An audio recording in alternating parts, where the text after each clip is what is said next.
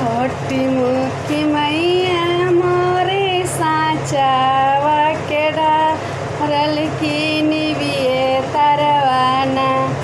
करे सोर हो सिंगारवा हो की निबिये तरवाना करे सोर हो सिंगारवा हो की निबिये तरवाना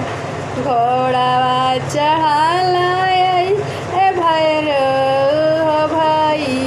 अकी पूछे लगले ना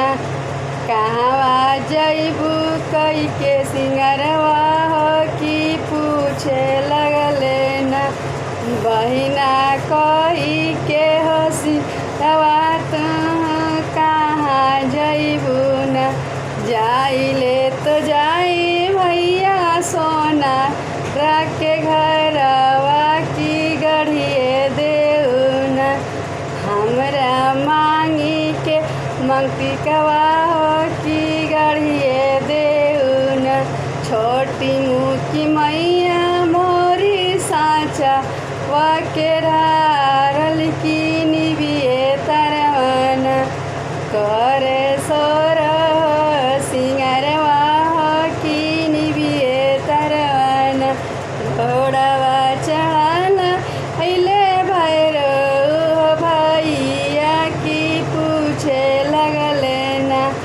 बहिना कोई के हसी रवा की कहाँ जैबू न जाइब तो जाइब भैया मलिया के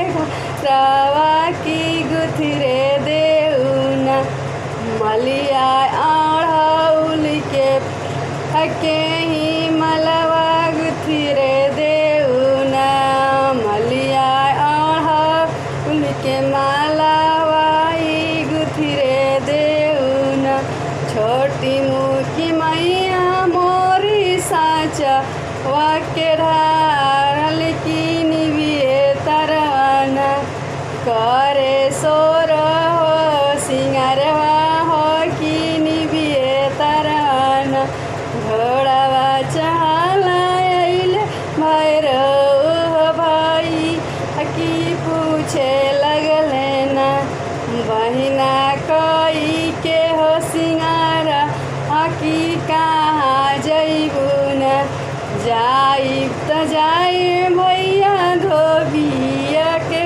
रवा की धैरे देउना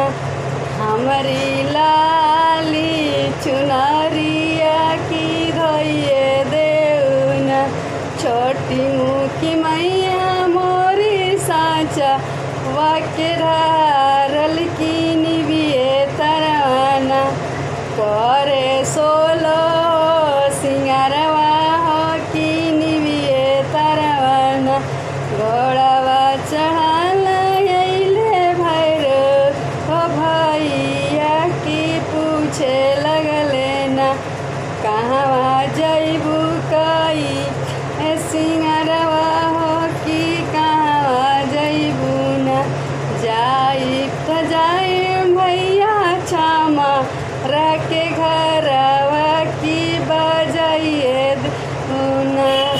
हमरा पूजावा के बेरा हो की बजाई देउना छोटी मुखी मैया मोरी साचावा के ढारल की करे लगली ना हो निबिये तर सिंगरवा हो की करे लगली ना घोड़ावा चढ़ाला अइले भैरव भैया पूछे हो लगले ना बहिना कोई के हो सिंगारवा कहाँ हो जैबू न जाइब तो जाइब भैया सेवा कन के घरवा की ओही घरवाना जे हमके दिला से पुकरी हैं हो कि उनके घरवाना जे हमके दिला से पुकरी हैं कि उन्हीं के घरवाना जाइब सेवा लगन के घर